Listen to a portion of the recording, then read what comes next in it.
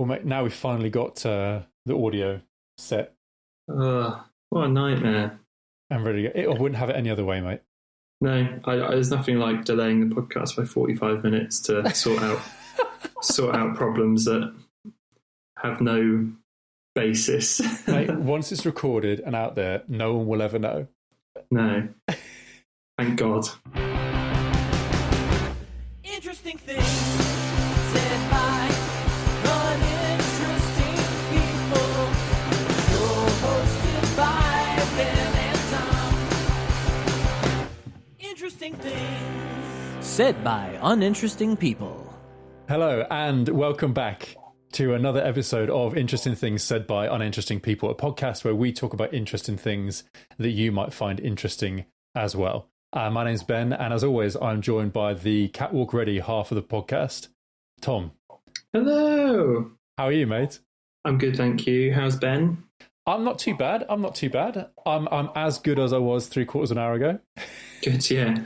I'm just slightly more annoyed and stressed. Slightly more jaded at audio technology. Yeah. Remembering why I left audio technology. Does it bring back any good memories of not good ones? Not to dive straight in, but only because I know you did audio recording at the college. Yeah. Quite a lot, some would say. Yeah, fair old whack of it.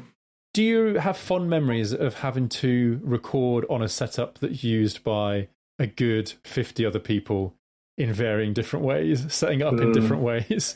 No, not at all. I'll tell you what, when we were studying that in our first year, actually it was the first in like probably about a few months of the second year, we were learning analog. So it was like we had a mixing desk, but it wasn't tied up to a computer. It was tied up to a hard disk recorder.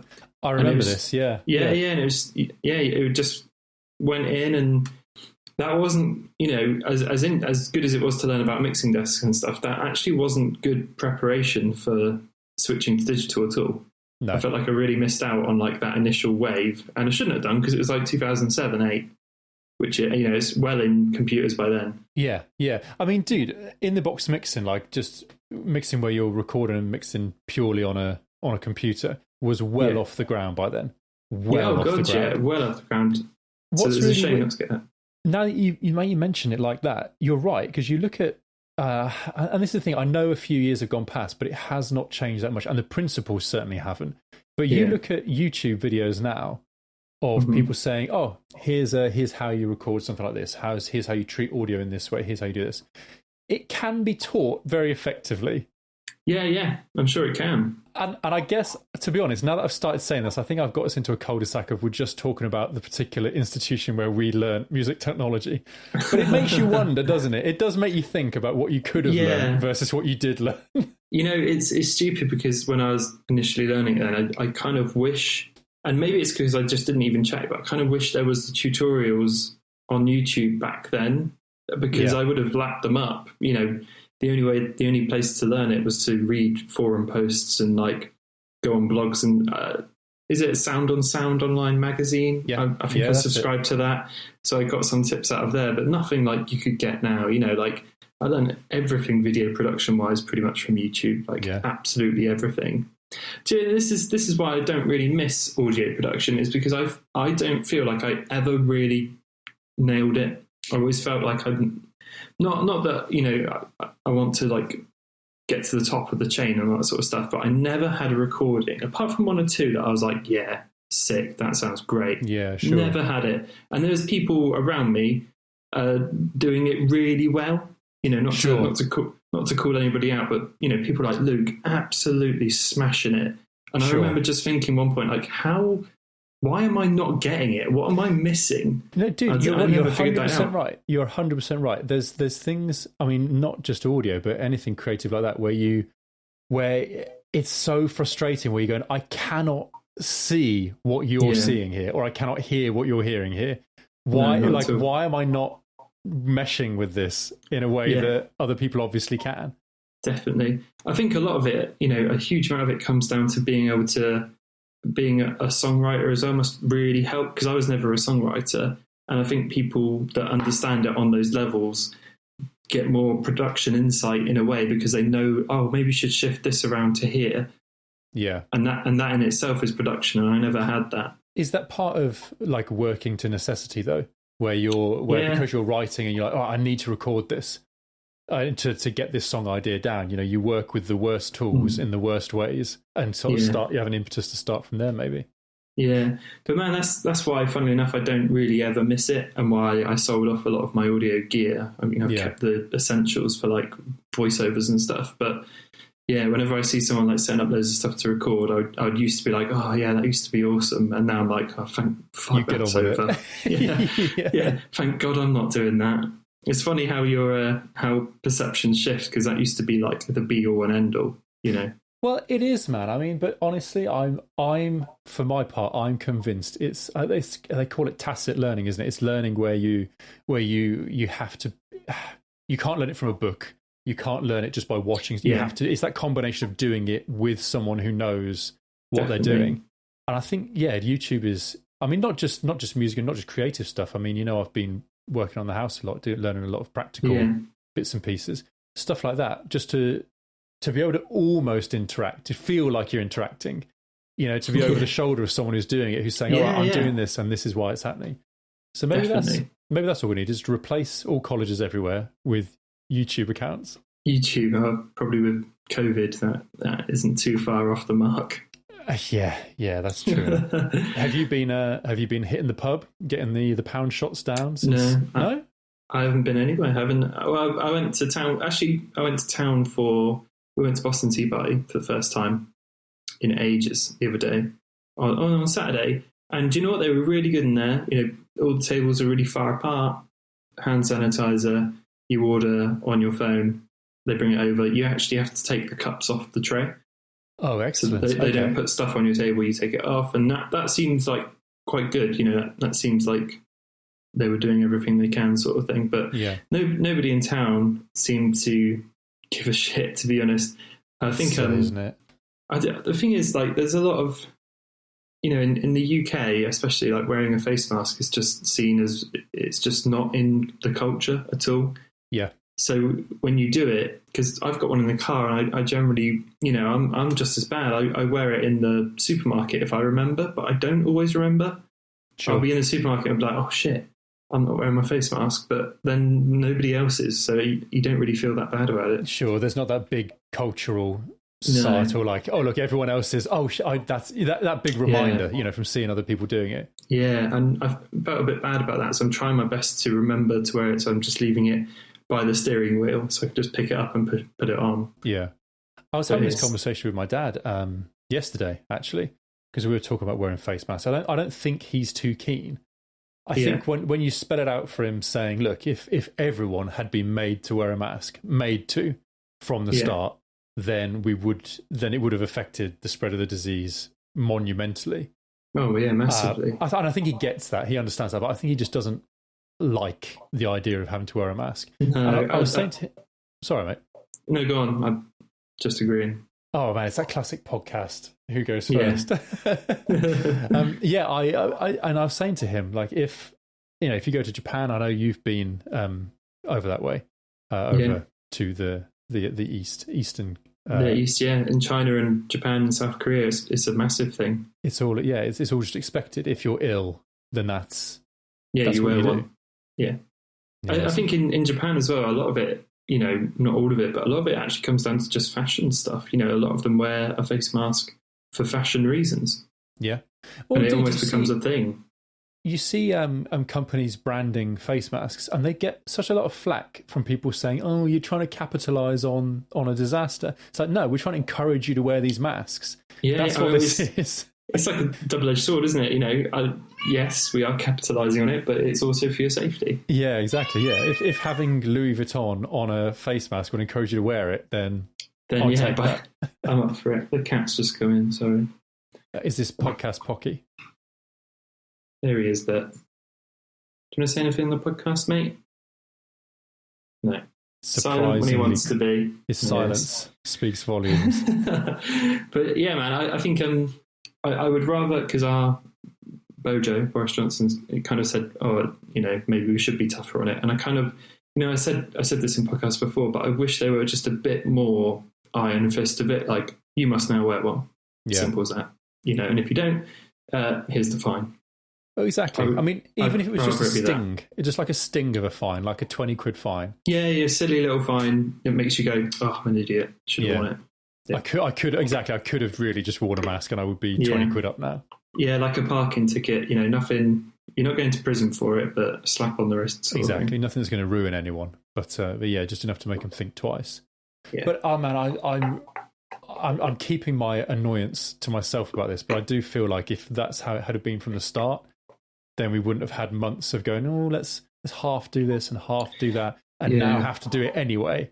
Yeah, our response has been half measures from start to now, really, hasn't that's it? That's the British way, all right? I won't hear a bad word against it. But yeah, I'd be, me and Sam had a video shoot the other week, and we wore masks for the whole thing, and it was fine.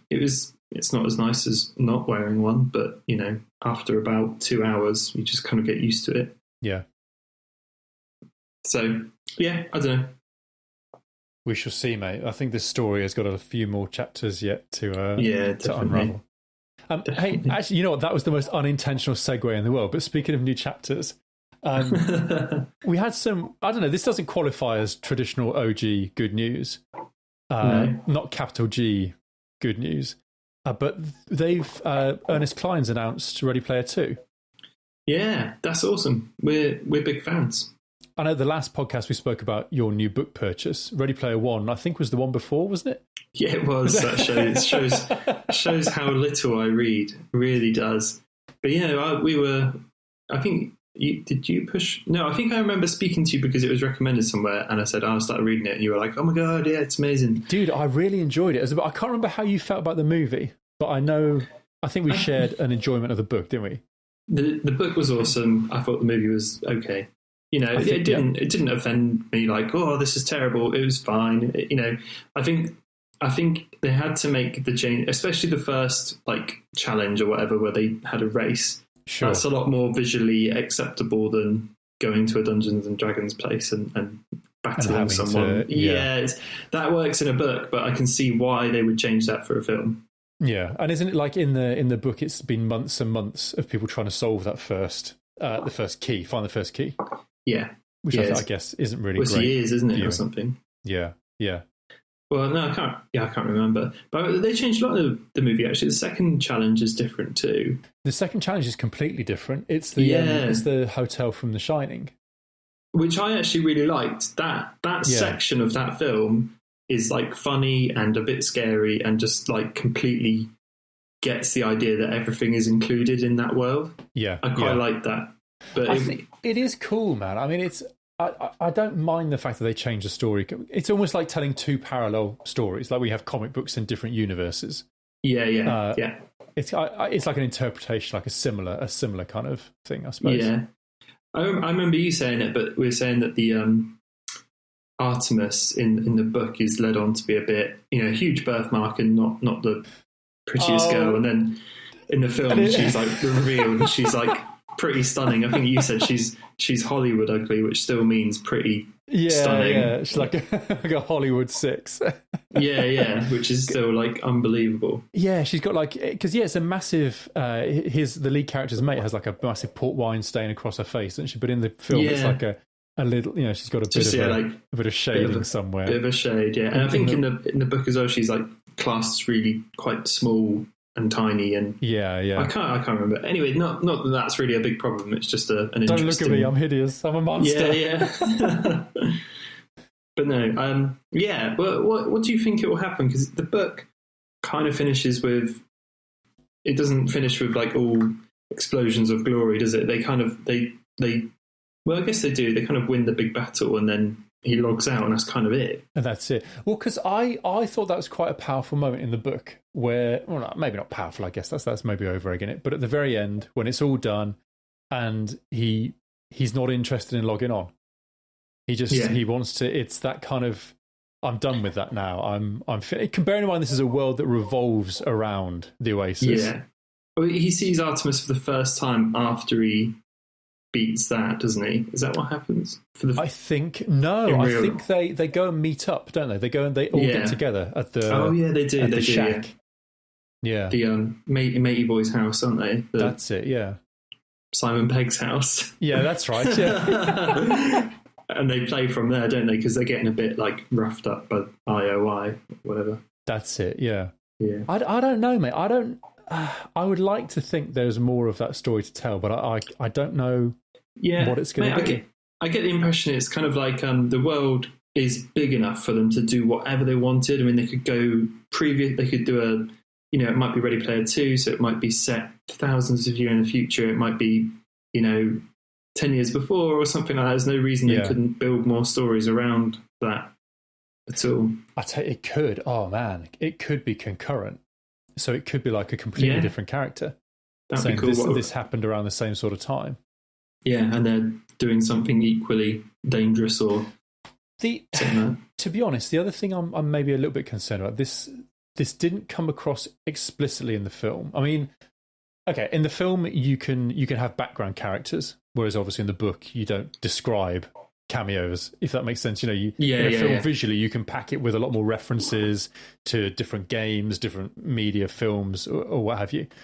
But in the book it feels like he kind of shot his load of references, because he put a lot in there. I mean, that was one of the ways the book got a lot of criticism, was that it felt like he was just going, oh yeah, and then remember Ghostbusters, and remember how cool Ferris Bueller's Day Off was, and it was a thing after thing after thing. Like, it was just like a trip down memory lane for that generation, Yeah, so I wonder how much he's got left to throw in.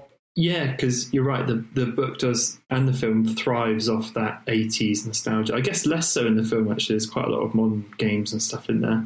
Yeah. But the book, definitely. Yeah, you're right.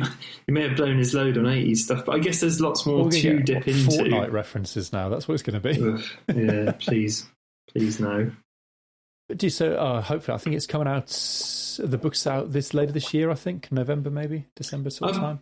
I'll be genuinely interested to see where it goes. I guess there's no reason they just couldn't carry the story on. Just because he's won, that doesn't mean that his story is over. But he is all powerful in that world now. His life bar goes up to unlimited, doesn't it, or something? Yeah, that's true. Yeah. So I hope it doesn't tread on that. Kind of like the Superman thing. Like, what problems can that person really face? Well, you see, I reckon if I had to call it now, then I reckon it's going to be there's some new whiz kid who is amazing at coding and programming and is able to undermine the system. Yeah, some sort of hacker. And then does. Yeah. I mean, because that's... I can't think of... That's my one and only idea. I can't think of anything else that it might be. I must admit, I wouldn't be against it being kind of, like you said, about completely different characters. I'd be up for that. Yeah. It doesn't have to go back to Artemis and what's his name? The dudes. The dude, yeah. I mean, because even the name, Ready Player 2. Passable, yeah. That's it, passable, yeah. I mean, Ready Player 2 would kind of suggest that secondness anyway, rather than just a... I mean, oh man, if it turned out the book was just called Ready Player, and he just... I don't know why everyone's getting so hung up on Ready Player 1. It's just the first Ready Player. Yeah, well, it's after the arcade, isn't it? So it would flash Ready Player 1, Ready Player 1. If it had a subtitle... Ready Player 2 Resurrection. Born Ready. Second Blood. I don't know. But, man, I'm up for it. I'll definitely buy it and read it. So yeah, I think so. That'll be a third book in like 4 or 5 years. Jesus, man. All right, steady on, bookworm. I need to slow down. Mate, there is, and this is only just a touch on briefly, because I know we both enjoyed the first series, but speaking of sequels and second parts, The Boys has got another series coming out later this year. Yeah. Yay! Mate, it looks good. It does look good. I really enjoyed the first one. Do you know what? I throw The Boys into, Netflix has Stranger Things, and that's like the killer, the one you sign up for. Yeah. For me, that's Amazon's like killer app. Oh, fair enough, mate. Yeah, I knew you liked it. I didn't know you were that much into it. It's the only, in fairness, it's the only thing on Amazon Prime that's really caught me, because we tried watching Hunters on Amazon Prime and I just couldn't get into it. Fair enough. Yeah. Which is like Nazi hunters in the USA and that sort of thing. You know, in fairness, we only watched a few episodes and maybe I could give it more of a chance, but nothing grabbed me quite like The Boys did. Amazing, mate. I mean, just as a kind of sidestep here, just because mention the hunters, because I haven't watched it. Mm-hmm. I heard someone describe it as being a little bit ridiculous, but not ridiculous enough, and a little bit historically accurate, but not historically accurate enough. Yeah. I mean, what do you think? It's hard to say because, like I said, I've only seen those 3 episodes or 4 something. But yeah, it definitely dances the line between ridiculous and serious, and can't decide which one it actually falls on. Fair enough. But I don't know. You know, it might get really good. So I should, you know, before I say sit here and slag it off, I should say it's actually they might be listening, mate. Hunters might be listening. You never know. But The Boys. Sorry, The Boys. Oh man, The Boys was so good in the world. You know, it was in the world where superheroes, you know, and Endgame was around potentially when that was coming out. Yeah, and stuff. That's true. You know, superheroes was the big thing, and they could do no wrong. But The Boys is just so awesome. It was so uncomfortable, man. I mean, there's so many scenes you can think of, or you can call up, where it was just horrible, even or just icky, just really ugly to watch. Yeah, even when Homelander's just speaking to his fellow heroes, and they all know they can't cross him, and they all know he's a bit messed up. Yeah. Like those uncomfortable scenes where he's just like massaging someone's shoulders, and you know full well he could just snap them if he wanted to. Yeah, he's fantastic, and he's got all sorts of weird problems. Then he's got that person that looks after him. It's almost like his mum or something. But it's icky. You're right. I can't wait, man. I really can't wait. I mean, I hope we get more lasers shooting out babies' heads. Yeah, that was great. And I don't know what's the is it Submariner? No, that's an actual real life superhero. I say from comics. What's his name? The dude, the underwater guy. Him anyway. The Deep. Yeah, that's the one. His fall from grace has been incredible to watch. Oh, it's just man, when that woman starts sticking her fingers in his gills and things. Man, it's awful, isn't it? It is awful. If someone hasn't watched The Boys, it's definitely worth a watch. It's it's kind of intense. It's kind of uncomfortable, but if you're into like superhero stuff, I would put it in my top 5 series. It's great. I really like it that much. And by the way, Tom knows what he's talking about, so you should probably listen. You should bloody listen, all right? Before I come there and make you listen. I was shaking my head when I said that. What will you do? All right. Sometimes you start sentences. I do. Start sentences. Don't even know where it's going. Just let my mouth run on. You know. Just let it go. Just let my mouth run. But yeah, no. I'm excited to see the second series. I thought the first series ended on a really good note. I guess we shouldn't probably talk spoilers that far. Yeah, sure. To speak about it, but the end was cool. Yeah, intriguing. Here's to another one. Yeah. Hey man, speaking of things that you do know about, the new bite review video. Where'd you get your beaters from? Where do I get my beaters from? I actually found my beta from. I linked it in the video. I got it from a guy called Red Skull. Which sounds like a villain. That is a villain. It is a villain. Yeah. Sounds like a stand-up chap, yeah. Yeah, he's not a villain. He's just a fellow tech YouTuber. He's a nice guy. And he just posted a video on how to get it. You can basically download a profile to your iPhone, which makes it think it's a developer's version. And then it will just be like, oh, hey, do you want to update it?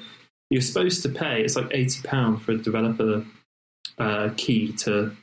I guess it stops people from just downloading it and having their phones messed up.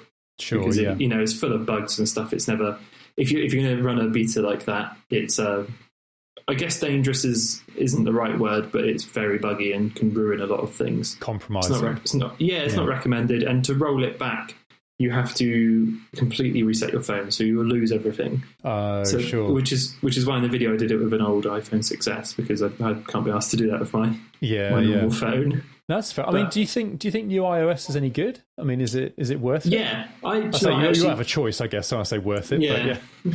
I actually think it's the first time Apple have kind of addressed Android users in their actual interface, because Apple are on a bit of a I wouldn't say a warpath, but they're on a path to convince Android users to come to iPhone. And I think that starts with the new iPhone SE, which is really cheap. It's like 420 quid. And on a contract, that's going to be, what, £15 to £20 a month, maybe? That's low. That's low bracket, isn't it? And that's where Android laps up all these like, other customers that, are like younger kids and like parents buying like 4 phones for their children. You're going to go for something that's not crazy priced now. Yeah. Android's always been there to lap up those customers. So I think iPhone SE is a direct, right, let's address that, because iPhones have always been notoriously high priced. That's the cheapest iPhone since the iPhone 4. So, it's been ages. And I think all the updates, like the widgets and stuff, I think maybe a little bit comes from just trying to make Android users feel a little bit more comfortable. A bit like, oh yeah, I can do that. I can do this. I'm actually speculating here. I have no idea if that's their idea, but I think it is to make it feel a bit more like, oh yeah, there's the app drawer, there's the widgets. Yeah, sure. I can set a default app for something, which is it almost. People do. Just from the outside, it almost feels like Apple are moving more towards customization of the experience, but in a like a very step by step, piecemeal kind of. We're going to make sure it's absolutely as secure as we can make it, because I think that was always the concern, wasn't it? Is that, well, not a concern, but iOS worked, and whatever, as long as you had the latest version, it worked how it worked. On Android, you could break it until the end of the days if you wanted to. You just keep breaking it in new ways. Yeah, definitely. So it feels a bit like Apple are introducing these features, saying, right, well, we've figured out widgets now in a way that you're not going to be able to bust it. Yeah, I think you're probably right. The widgets are cool and customizable, but in a very Apple way. Like, they fit in these 3 different ways, and if you don't like that, too bad. Yeah. Sort of thing. Well, sorry, mate, but do you know what struck me is how much the widgets look like the face of an Apple Watch. Yeah, they do, you're right. And I guess how it works in the same way. It's that same kind of thing, just in the middle of a phone. I also think the iOS 14 in general is... it's because more people are holding onto their phones for longer now. That's been going on for a few years. Like, you kept your Galaxy S6 for quite a long time, didn't you? Years and years. Yeah. So people are holding onto their phones more. So they're making software experiences better. So you're more likely to sign up to Apple Music, or more likely to pay £2.50 a month for Google storage, or something like that. That's where a lot of new revenue comes from, because everyone's just holding on to their phones now. Yeah. So sure. I don't know. I think iOS 14 might be just making people feel really comfortable in that ecosystem. So investing in it doesn't feel like a throwing money away. Which is conversely why I kind of touch on this in my latest video. Why I say I use an iPhone is because if I start using an Android phone, and for instance Samsung are very keen for you to use their Galaxy Buds and Samsung Cloud Storage and Samsung account and all that sort of stuff, it doesn't. Exactly. It already goes against. I don't want to be stuck into 2 ecosystems. It doesn't make sense. Yeah. And I am integrated in the Apple ecosystem, but it's a good ecosystem. It's not bad, they've got the best wireless headphones, they've got Apple TV and all that sort of stuff. It is good stuff. It's not like, you should get into the Samsung one because it's better when it's objectively not. Yeah. Which is kind of a reason I always come back to the iPhone. But like I said in that video, I really do like Android phones, and sometimes I'll stay on them for over a year. I think I had my Galaxy S8 for like a year and a half, which is a really long time for me. I usually hold on to a phone for maybe 6 months. And then it goes to the next one, or less than that sometimes. Yeah. But yeah, that's my 2 cents. Oh, fair enough. I'll definitely link the video in the description as well. But it's interesting to see new features like that being played out, being demoed, kind of a definitely. I also think it's good to see, because it shows that Apple are, for the first time in what feels like forever, Apple are actually listening to what customers are asking for, as opposed to following their own sort of like mindset. Yeah, because people have wanted to be able to change the browser on iPhone to Chrome for ages, and that's to do that doesn't. If you're Apple, why would you want someone to use Chrome when Safari's on their phone? Which is why for so long you haven't been able to change the default apps. Sure, it's like, well, why do we want you going on there? You should go on Safari because that's our one.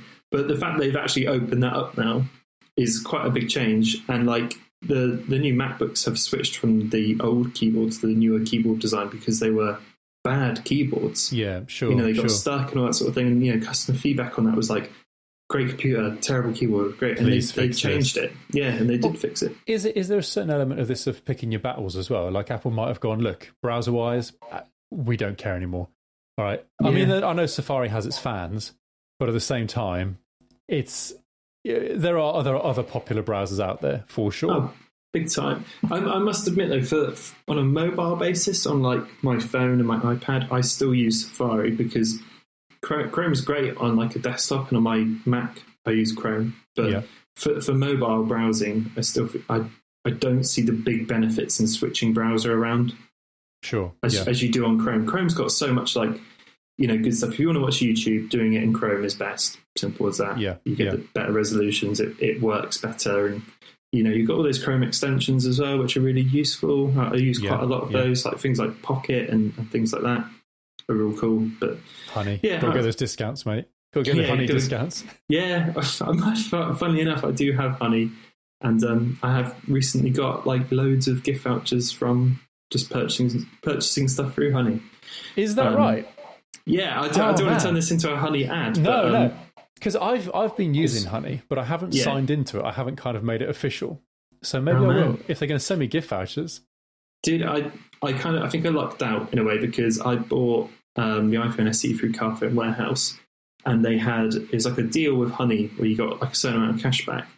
And I ended up getting 80 quid in vouchers just from that purchase. So, wow. You know, which is incredible. And I got some other, I think I signed up to my new contract through mobiles.co.uk through Honey. And then I got another £40 signed back through there. Jesus. And I didn't even realize it was just kind of plopped up. And it said, hey, you've got all this Honey Gold. Do you want to spend it? And I was like, yeah. So now I've got 120 quid in my Amazon voucher account, which is awesome. You know, I know. I think it's.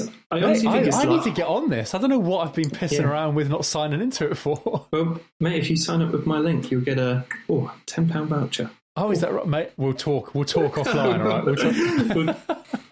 It's just turned into a Honey ad, but no, you know what, Tom? Sometimes I'm browsing online, and I'm worried that I can't find the right price. Well, Ben, have I got the answer for you? Oh, brilliant. No, I think it's, like I said, the one turn to Honey advert, and it's probably really seedy in how it deals with your information because it's obviously getting something out of it. If it's giving you money back, it's making more money off you. Yeah. So it's probably sending, like, this guy who's 29 just bought this and he lives here and this is what he likes. So you should advertise these because he'll probably buy more. Yeah. And then we'll get more money. Yeah. And we'll give him 10 quid voucher and he'll feel really happy. And we've made thousands off him. Little idiot. Oh, man. So I imagine it does. We're going to get loads of like tweets and comments to our individual accounts going, do you not realise what Honey do? It's like, yes, we can probably guess. All right. We probably know. Probably no worse than Facebook and Google and everyone else is doing. But yeah, it's worth it. End of sponsor segment. Dude, end of sponsor segment. I had the electricians round the other day. Yeah. To come and fit out some sockets in what's going to be our office. Yeah. Not that's not the interesting part. But you don't I didn't realise how much of my entertainment or the work, to be fair, the work that I was going to do revolves around being able to use electricity upstairs, right? So I found myself downstairs looking for a movie to watch while the electricians were here. Yeah. And I ended up watching a movie on Netflix.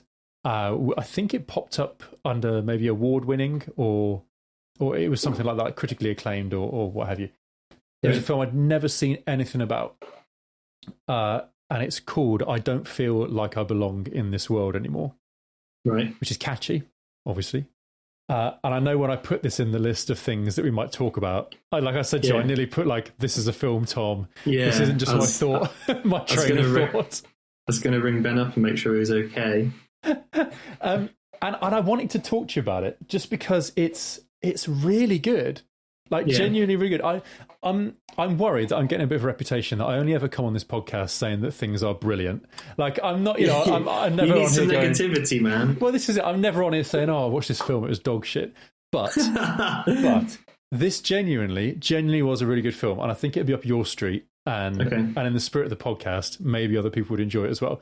I feel like I don't belong in this world anymore. It feels. I think Netflix funded it. I think it's a Netflix movie. Right. It's the directorial debut from a guy called Macon Blair. Macon like bacon with an M, which I'd never seen as a first name. But fair enough. But he seems like a nice chap. And he's been an actor in other stuff, but this is the first film that he's made. And I think probably the biggest name in it is Elijah Wood. Right. But he's not the lead. He's not Frodo. He's not Frodo in this. No. So the film's about a woman in small town America somewhere. Yeah. And even just the first 5 minutes of it had me, because it's like a snapshot of her life. She's walking around the town, she's doing these various different chores. And I think you'll appreciate this. It's all these scenes where people are just being dicks. Where like she sees someone knock something off the shelf in a supermarket and not bother to pick it up, and she's like signed to herself picking it up for them. There's people are cutting in front of her in the checkout. Dogs are pooping on her front lawn, and she's got this sign up saying "Please stop your dog." And it's just this worn down life that she's living. And dude, in the first 5 minutes, I was like, I'm listening. This is exactly what my life's like. Sign me up. And basically, so she has her house broken into. And she has a few things stolen, and she decides that's like the straw that breaks the camel's back. The police are useless about it. They're saying, we'll probably never find it. We're not even going to bother checking for the silverware. It's like a lost cause. So she decides, she goes and hooks up with the local like weirdo who's Elijah Wood. Right, real life actor Elijah Wood. But he's playing this dude with he's like the dude with the rat tail, and he's got the aviators, and he's doing bench press in the front garden, and he's got his dog. Oh God! And he's like practicing with his nunchucks and stuff, and throwing stars and all the rest. Dude, he's a prop. He plays weirdo. So I don't know if you ever saw him in Sin City. He's great in that. Dude, he plays weirdo so well. He's got such a pixie like weird look about it.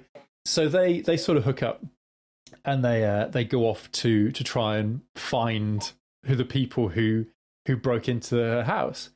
And you see him early on, but the dude who did it, the dude who actually broke into a house, is such a creepy looking guy. He hasn't been in a lot, but did you ever see Dexter? No. Well, he's the guy who played like teenage Dexter, like flashback Dexter. So young serial killer is basically the look, that he's got. The resume. Yeah, dude, and he's so unpleasant. He's like this, like this drifter guy. He's like hanging out with this girl and this older bloke who are like the local thief crowd, And none of this is spoilers, by the way. I won't spoil any of the major plot points, But he's so, the characterization of everyone in it is brilliant. Like the bad guys are bad, and they make you feel gross even just watching them. I think you first meet the thief while he's doing an upper decker, right? Where you take a poo in someone's cistern, in the top bit, in the top bit. So and then if I tell you that they kind of not resolve, but they sort of resolve their initial quest, if you like, before the halfway mark of the film, right? And I think one of the reasons why I liked it is because it went from being almost a stereotypical kind of quirky indie film vibe to being something more exciting. Not that small indie films are bad, no, nothing negative like that, but it went on to be something that you would expect maybe from a higher budget affair. Fair enough. It's very exciting, quite tense, but without being a difficult watch. It's funny right the way through. I should say. Cool. I don't think I've mentioned that it's a comedy. It's very funny. Oh, awesome. Very darkly funny. Very darkly funny.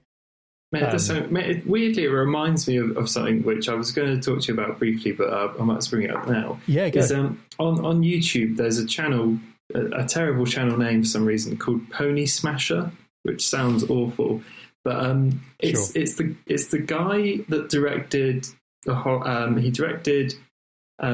horror film Annabelle, like the Annabelle series of horror films, and he also directed that Marvel. Not Marvel, sorry, the DC film Shazam, where the kid is. Yeah, I know Shazam. Yeah. And he's got a YouTube channel, and he basically, as far as I can tell, I haven't looked that far into him. He was making like really short films on YouTube, 4 or 5 minutes sort of thing, and then somehow I need to look at the rest of the story. Got picked up by Hollywood to make, the Annabelle films because they really liked his short horrors. Okay. But on his YouTube channel, he makes short films still. But he does it on your super, super indie budget. Like just uses his house. Okay. Just uses stuff around the house. It's like, oh, here's how I made a dolly slider out of, a bit of wood and some wheels from a trolley, that sort of thing. And using one light to shoot a whole film, that sort of thing. But it's just really, he's just really interested. He's really into it. But it's not complicated. He's not like, here's how you do this, here's how you do that. He's like, no, this is really easy. All you got to do is put a light in here and shine it this way and look at the effect. And it's like, oh yeah, that is easy. Anyone could do that. Dead simple. In a really good way. He's if you're listening to this and you're interested in like movie stuff, he's just really good at doing some like basic but really effective stuff. It's just been super interesting to watch. So it's Ponysmasher. Yeah, I think he's got a he just talks about things he learned on set as well. He's got like a series just like, this is what I learned on set, and it's so interesting. He's just like, on this, we did this. He's I think the most popular one is called the problem solving of filmmaking, and talks about all the problems they had when they're filming Shazam. Sure. He'll highlight them all in the movie and say, this is how we did that. So in one of the shots, the best example, one of the shots is all the crew are standing in the shot. Oh, no way, yeah. in a supermarket scene or something. And they're all standing in shot, and he's like, oh, how do you get around that? We only had the shot once. It's got to be in the film. So they superimpose bags on them, like shopping bags and stuff. It's like, oh, now they're just, people there shopping. It's cool things like that. He's worth checking out. I really like his stuff. I've been watching. What's the name of the guy? Because I feel like I know who directed Shazam. David Sandberg. Of course. Yeah, I do recognise the name. Yeah. So like I said, I don't know the whole story. I need to go back and see. Read up and watch more. But I think he makes short films with his wife. I think it's his wife. I'm not sure. But it's all in his house. It's all, they're all really, it's horror films, short horror films, which are about 3 to 4 minutes. I've got, 1.5 million views, 3 million views, a lot. So he obviously got picked up for it. But yeah.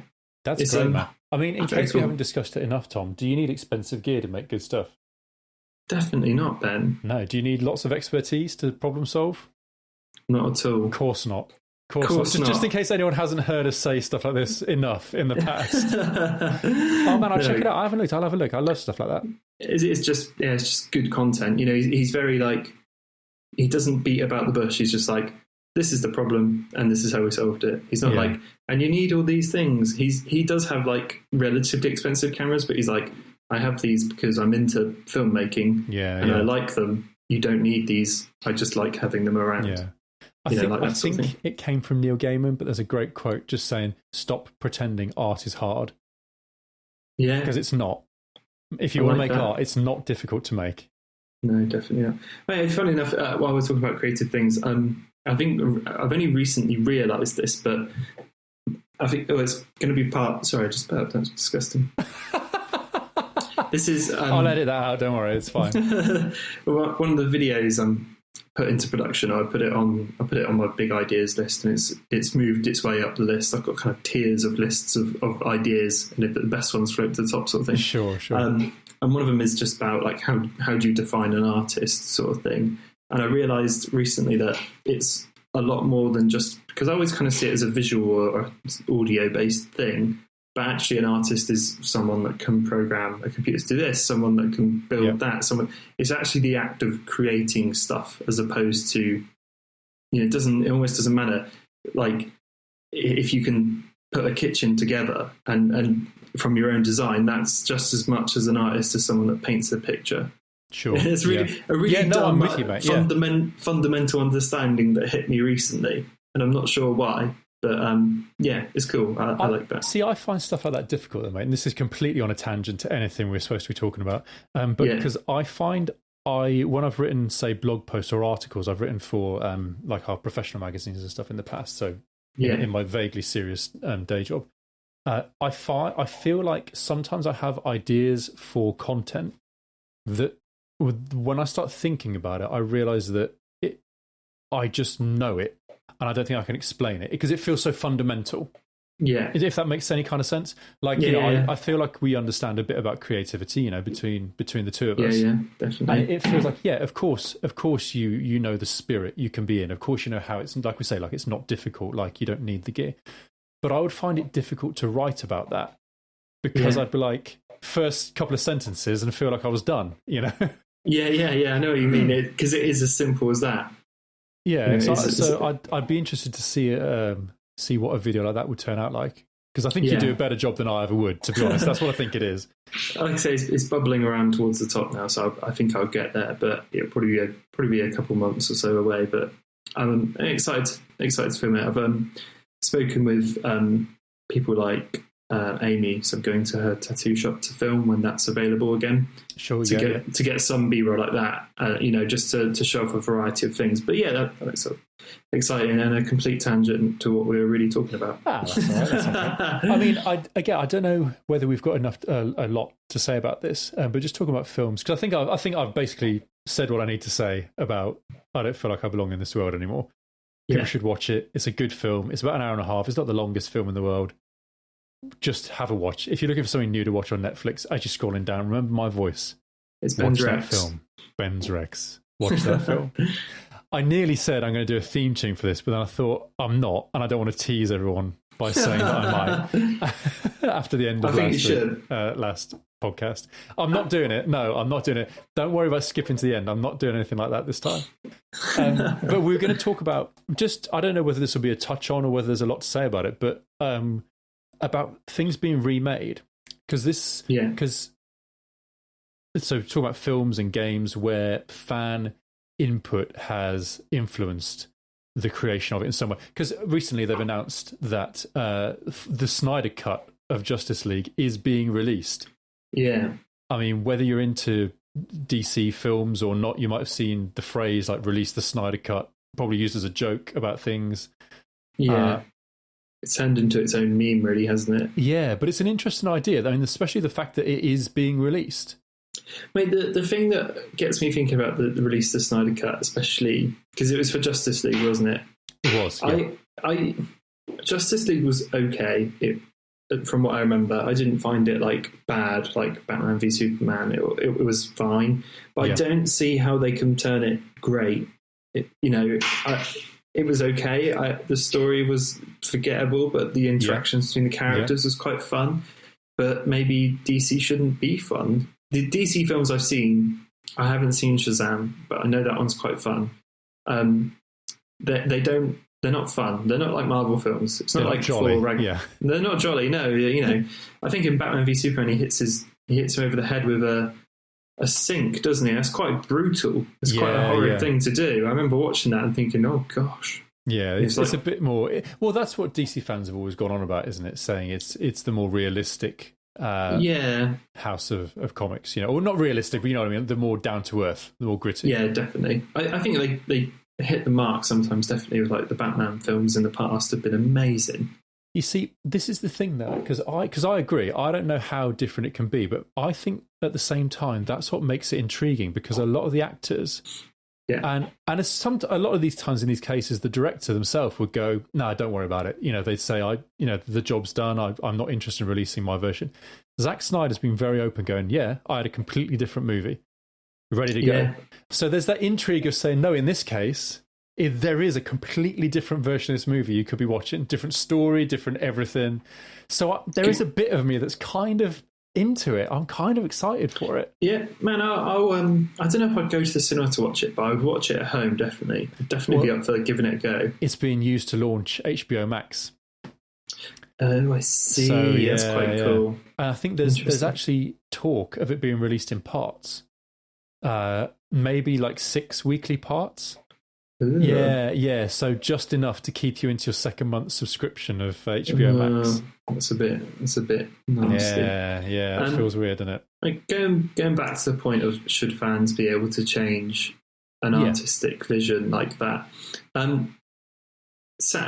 Our friend Sam's really strongly opinionated that fans shouldn't have an input, and if it's what they wanted to create, then no one should be able to say no, start again. And I agree with him to a point, but I don't agree with him on the Sonic movie, because the Sonic movie's fan feedback, I would say, was essential to make that better.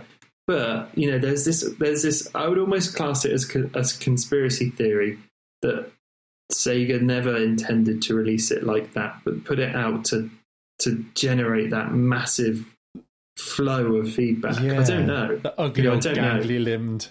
Yeah, I don't know. Sonic. I don't know because they've got nothing to lose or something. He's already in the dirt. No one really cares. There was a very dedicated fan base that does care about him, but the wider population does not give a hell. Yeah. Not like they do for Mario. No, man. Hey, you touch Mario. That's a very serious. Get your hands off him. I don't know, man. It is a weird one. I think it's. I mean, okay. So you have test audiences, obviously. Yeah. Have, and sometimes movies will get completely turned upside down based on test audience feedback. Characters will be given extra scenes, plot points will be changed, endings will be changed. So I mean, I think maybe it's just the fact that it's the laying out on the line, saying, "Oh, by the way, don't forget, we are only making these movies to make money, and we know that we'll make more money if you like the movie." It's kind of just taking the screen off that almost in a way. I mean, maybe that's why it feels a bit dirty. If it was cheap, it's cheap. Yeah, I agree that you shouldn't. I think there's time and place for it, because if there's outcry because of like something like, I don't know, gender or race or something like that, then it suddenly turns into a lot more complicated issue than, oh, Sonic looks weird, can you change him back, please? Yeah, sure. Yeah, that's true. So I think it sets but it sets a precedent, doesn't it? That if people stamp their feet loud enough, they'll get what they want, regardless of what that is. I remember when James Bond was supposed to be turning to a black woman or something, and people just went nuts. Dude, fucking people, when James Bond went blonde, people went nuts enough. It's weird. Yeah. So yeah, in things like that, they almost shouldn't care, and just be like, no, this is the new whatever. But I don't know. I think it takes a certain kind of creation as well. Like you get people who make stuff in different ways.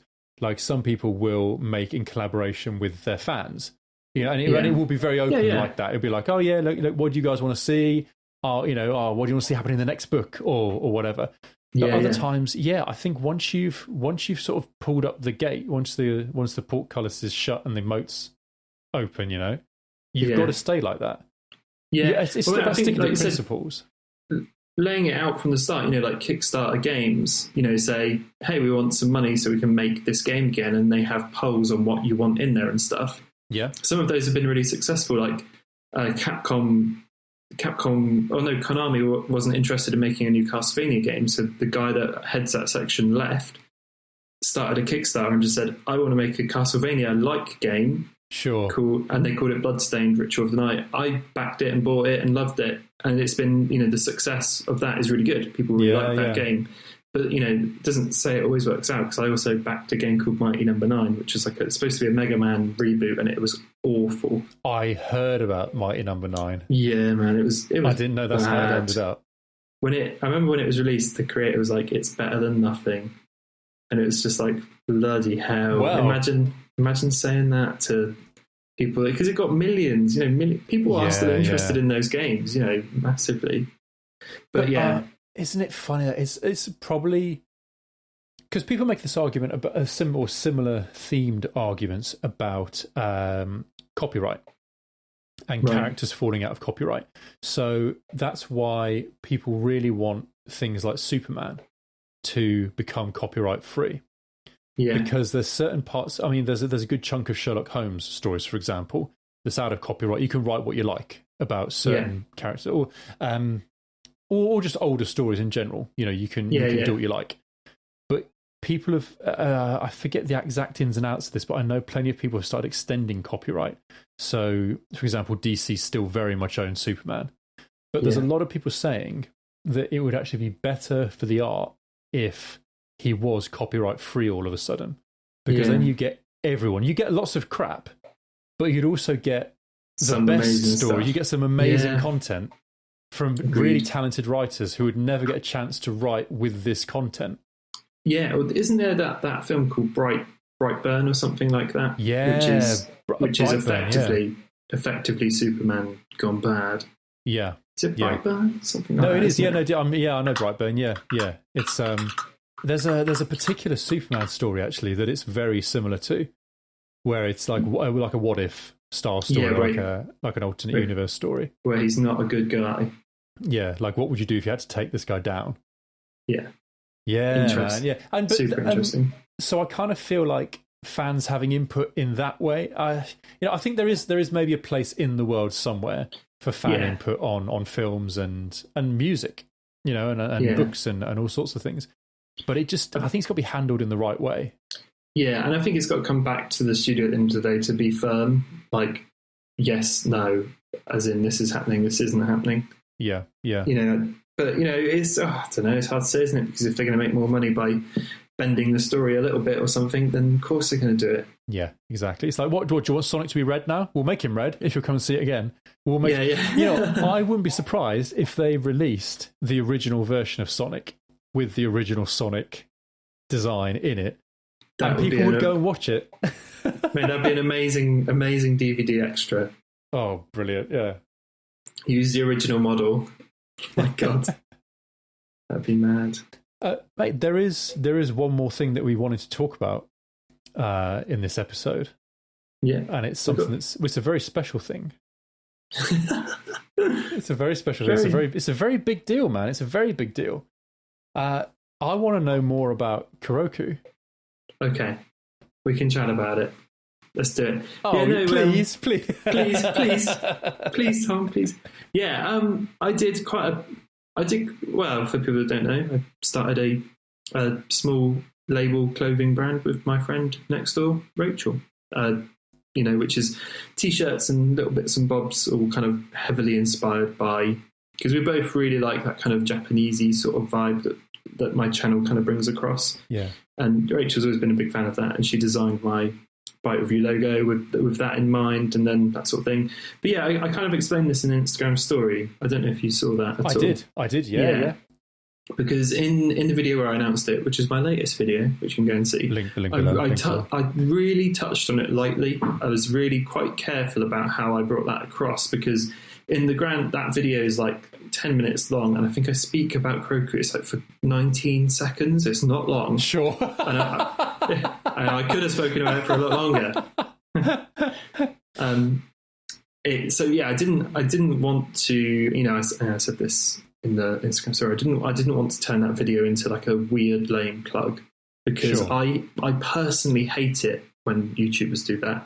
And suddenly they've got a line of merch and 5 minutes of the video just turns into this thing, and then people end up skipping, or at least I do. And so, I did it so short because I wanted, you know, if you're interested, if you're genuinely interested, 20 seconds is enough for you to go, okay, I'll check it out. Exactly. Yeah. That's all, because that's all you need. And for people that don't care and just came for the video, which is fine, which is, you know, you click on the video to watch it, then I don't think 20 seconds is enough for you to be like, oh, what's he on about? Click, exactly. Click. Yeah. So it kind of came about because I wanted to do something for hitting 20k subscribers, because, you know, I've been doing it for 4.5 years now, and 20k isn't many subscribers for that amount of time, but that's okay.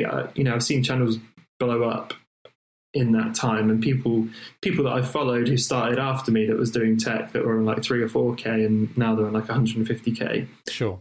Which is fine. I never started YouTube to be in competition. It's not. I don't see it in that way. It's not like, oh, what am I doing wrong if they're getting it so right? Like as long as I'm making the stuff that I want to make, I'm kind of happy. And I think YouTube should be about that. You shouldn't start it to just make money, because you can't. It's really hard to make money. Yeah. Anyway, to get back to it, I said to Rachel, I was like, I want to do possibly a really short. The idea was to get 30 t-shirts printed with the Bite Review logo on it. That's it. There's 30. When they're gone, they're gone. I think I could hopefully sell 30 if I've got 20k people. Because you've had people asking for merch as well. Yeah, I have. That's worth mentioning. Is people like comments and subscribers and fans have been saying, "Hey, can I buy stuff to support the channel?" Yeah, definitely. And I toyed around with Patreon, as you know. I spoke to you about that quite a lot. But I toyed around with Patreon for a really long time. I've actually got a Patreon which is set up, ready. It keeps emailing me saying, "You haven't pressed go yet." And I'm like, yeah, I know. And I did toy around with the idea of it, and I didn't go through with it in the end, because I've spoken to you about this before, but I don't want to ask people for money, considering there's channels out there which are doing what I'm doing, bigger, better, faster, and all that sort of stuff. And I know people come to my channel because of the look and the feel of it, and they like the content I make, which is awesome. Sure. And I think that's kind of enough for me at the moment. If it gets to the point where I start a Patreon, I want to start it properly and right, and actually have something more to offer than just, hey, give us some money a month. Yeah, sure. So that's kind of why I fell to the wayside of it. And the idea of that Patreon was to have 2 tiers. This one tier was just like a tip jar, like, thank you very much, go get coffee. And the second one was the cutting room floor, which I talked to you about before. So I've got about 6 videos which I haven't published. They're just sitting in my box. I'm just looking at them now. They're just sitting in my external hard drive. Never going to see the light of day. No, they're not. I'm not. It's not that I'm not proud of them or anything like that. I just don't. I like them. I just don't think they're good enough. But a lot of people won't really care if it doesn't meet my standard. They'll be like, well, it's more content from you, so I want to see it. Yeah. So I've got like 5 videos, and 5 of them, like, they're based around the best things you can buy for photography for 30 quid. Sure. Some stuff which people might want to see, but I didn't, I was thinking about putting it up. I even made thumbnails for them and everything, but I just didn't. Yeah. Me and Sam made some funny ones about the drone. You remember seeing that? It was like, I do, I said goodbye to my DJI Spark. And we made a funny little skit around that, and me and Sam made some other little skits as well. So it's probably about 6 videos which could just be uploaded. But I still maintain that you should do April Fool's videos, just to mention that, again. I still think that's a good idea. Yeah. Anyway, I'm getting distracted, but that's why I didn't do a Patreon. Anyway, Rachel was like, yeah, that's cool, let's make some t-shirts. And I said, look, I don't want to just I didn't want to just whack the Bite Review logo on it. Let's make something to commemorate the 20k, whether it's some sort of word or something like that. And Kiroku in Japanese means record. So like, as in, I think it's for like sports, like a sports record. But then I was like, well, it also makes sense because I record videos. Let's use the double like an English double. Yeah. I was like, if we have it in like the Japanese kanji, then you won't understand it, and it will look cool. And I can just have like the juice box. She made this little juice box logo, which you've seen, which is really cool. It's very cool. Yeah. Yeah, and we started talking about it more, and she phoned me up one day, and she's just like, look, I really like what I'm designing, what she's designing, because I don't design stuff, but what she was designing, and she was like, I think this could be bigger than just doing you some t-shirts, so why don't we make it into its full-fledged thing? And like I say in that Instagram story, COVID then hit, and suddenly Rachel's furloughed, and we've got a lot more time to start making some stuff. And she just kind of got to work, and then came up with these designs. I was like, oh my god, we've got to do it. So it just turned into a bigger thing than it was going to be initially. But and then we came out with the Kiroku, and like I say, we just couldn't be more happy with it. Really, really, I think, without sounding lame, I think it fits into my channel aesthetic quite well. Dude, I mean, I can tell you from the outside, like from an outside perspective, it looks great. From a punter's view, it looks fantastic. And I'm trying to be non-friendly, objective here. It looks slick. And if people are just listening to this, and maybe people are listening to this, and maybe they've seen your videos online. If you see one of Tom's videos, you can already kind of guess what the branding will feel like, if that makes sense, what the branding will look like, because it's so on the money with what you've worked to create, I guess. I'm not trying to blow smoke up your arse, because it's genuinely really, really good look, I mean, are they nice on, do they feel... Yeah, they're really nice. Please don't tell me they're made of itchy old wool. Like, I know, mate. Woolen jerkins. These aren't Gildan t-shirts, don't worry. These are... These are nicely... We did the research. This sounds, like you say, I don't want to brag about it, but we had a few fundamental goals, and one of them I said from the start is I don't want to print them on Gildan t-shirts. I don't want to print them on Fruit of the Loom. Sure. It's got to be nice stuff. I said to Rachel, I was like, it's got to be something that I would want to wear, because if it's not something that I would wear, then there's no point doing it. Yeah. So we spent quite a long time finding the right t-shirt, like make, and the right everything. So the t-shirts are PETA approved and Fair Wear approved, which cost us more money, but it's better for the environment. It's like recycled materials and that sort of stuff. Yeah. All the packages are made from recycled cardboard and stuff, and we're just using a big print. We bought like a big stamp to print things rather than get more paper in there and things like that. So we're trying to be really, trendy, ethical sort of thing. There's a double reason there as well. Being ethical is trendy, so that's helpful, but it's also good to be that way. Exactly, yeah. So, and like I say, me and Rachel worked really hard on making sure the feeling was right. So, like, if you come from my channel to there, it feels like you're still on my channel. If you know what I mean. That's kind of what I mean. Yeah, dude, I 100% get that. Yeah, and you feel that as well. Yeah. Yeah, because the logos share similarities as well. The Bike Review logo's got like the kind of waves in it, and we kept that for the Kiroku logo. Sure. So they have similarities there, but we're like, we're really happy with how they are, and we've managed to sell quite a few already, which is awesome. Couldn't ask for a better reception. Man. And if you're listening and you bought one, then thank you very much. It means the world to us, and we're going to try and keep it going as long as we can, and get some new designs in. We've got lots of ideas for things we want to make as well. We talk about making camera straps and like little things like that. Oh man, if you want to get any more on brand. Yeah, exactly. Things I was just saying to Rachel, I just want to do it for things that I personally would buy, and a camera strap would be one of those. But yeah, that's the story of it. That's how it kind of came around. It turned into something, and that's probably thanks to COVID. Well, fair enough. Yeah, thanks COVID. Thanks COVID for giving us a bit more free time.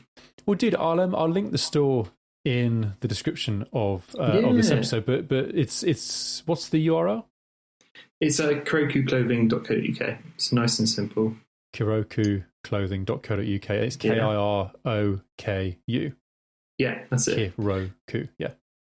Super simple. But just to tail that up, it wasn't. And again, the idea was to create the feeling, and it's there for people that want it and not for people that don't want it. So I said to Rachel, I was like, I don't care if anyone local buys them or not. I was like, it's not for, obviously I do and I want people to buy them, but I was like, the market isn't my friends and mums and dads, I'll buy your t-shirt, go on then. It's got to be people that actually want it. So every time someone buys one and the shipping address is like America, I'm like, yay! Yes. Oh man, see, that's awesome. That's such a good feeling, I bet. Yeah. Well, we've sent them around the world as well. We've had Canada, America, Singapore. It's been mad. Well, dude, and now you've got the It's Bup crowd. Obviously, everyone is. I reckon I'll be sending one to Sweden soon for our friend David. Oh man, here's hoping. Mate, we could hook up a sponsorship. That's synergy, that is. Sponsored by Kiroku Clothing. Oh my god. Done and dusted. But yeah, no, that is the long and short story of Kiroku. Man, well, I personally, like, I've said this to you off air, so to speak. But yeah, man, I'm really stoked for you. I think it's going to be a great thing. Cheers, man. Let's hope so. Yeah. Well, dude, I think with that, I think that's the show. It's got to be it. I think that's everything. Oh man, it doesn't feel like it's been long enough, but man, time flies when you're recording pods. When you're having podcasting fun. Yeah, man. I mean, so thanks as always to Tony Thaxton for our theme tune. If people can send us messages online, where do people want to get hold of you? It's Kiroku Clothing. Yeah. Well, Ben, that's at www.kirokuklothing.co.uk/shop. Yeah, tell them Tom sent you. Oh, no. At Bite Review everywhere. But where can they find you, Ben? I am at Ben Juanlung on everything, on whatever you're looking at. I'm there. Always watching. Always. Waiting. And yeah, Awesome. if you got this far in the episode, then leave a comment, leave a like, tell your mates, tell your friends. Buy a t-shirt. Buy a t-shirt, yeah. And we'll see you next time. Bye. Bye.